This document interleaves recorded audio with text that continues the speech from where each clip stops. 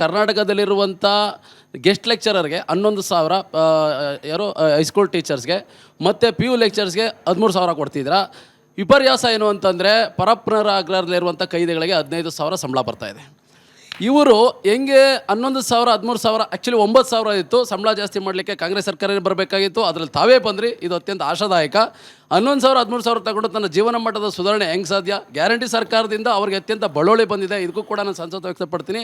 ದಯವಿಟ್ಟು ಅದರ ಪ್ರತಿನಿಧಿಯಾಗಿ ಅಲ್ಲ, ಒಬ್ಬ ಪ್ರಜೆಯಾಗಿ ನಾನು ಇದನ್ನು ಕೇಳ್ಕೊಳ್ತಾ ಇದ್ದೀನಿ. ಏನಂತಂದರೆ, ಒಬ್ಬ ಶಿಕ್ಷಣ ಮಾಡಲಿಕ್ಕೆ, ಅವ್ರ ಮಕ್ಕಳನ್ನು ಓದಲಿಕ್ಕೆ, ಒಂದು ಮೂಲಭೂತ ಸೌಕರ್ಯಗಳನ್ನು ನಿರ್ಮಾಣ ಮಾಡಲಿಕ್ಕೆ ಕನಿಷ್ಠ ವೇತನ ಕೊಡದೇ ಇದ್ದರೆ ಅವ್ರ ಬದುಕು ಯಾವತ್ತೂ ನರಕಮಯ.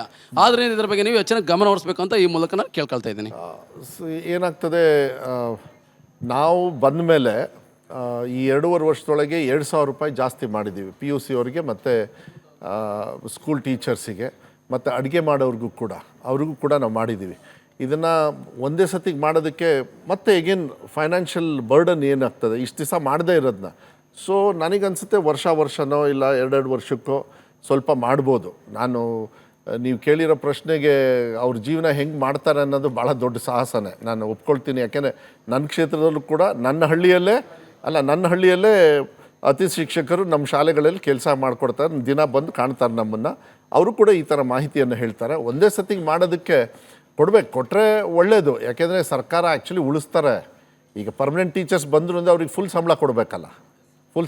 ಈಗ ನೋಡಿ, 6th ಪೇ ಯಾರು ಕೊಟ್ಟಿದ್ದು? ಮನೆ ಸಿದ್ದರಾಮಯ್ಯವರು ಅವ್ರು ಇರಬೇಕಾದ್ರೆ ಕೊಟ್ಟರು. 7th ಪೇ ಮಧ್ಯ ಯಾರೂ ಕೊಡಲಿಲ್ಲ. ಇದನ್ನ ರಾಜಕೀಯವಾಗಿ ನಾವು ಮಾತಾಡ್ಬೋದು, ಬಟ್ ಇವತ್ತಿನ ಚರ್ಚೆಗೆ ಬೇಡ ಅಂತ ಹೇಳಿ ಭಾವಿಸ್ತೀನಿ. ಯಾಕೆಂದರೆ 7th ಪೇನೂ ಕೂಡ ಕೊಟ್ಟರು. 7th ಪೇ ಕೊಟ್ಟು ಅವ್ರ ಟೈಮಲ್ಲೇ ಹೆಚ್ಚು ಆಗಿದ್ದು. ಬೊಮ್ಮಾಯಿ ಅವ್ರು ಬಂದಾಗ ಸ್ವಲ್ಪ ಜಾಸ್ತಿ ಮಾಡಿದರು, ಬಟ್ ಅದನ್ನು ಇದು ಮಾಡಿರಲಿಲ್ಲ. ಬರೀ ಪೇಮೆಂಟ್ ಮಾತ್ರ ಮಾಡಿದರು, ಸ್ವಲ್ಪ ಅದನ್ನ ಅನುಷ್ಠಾನ ಮಾಡಲಿಲ್ಲ.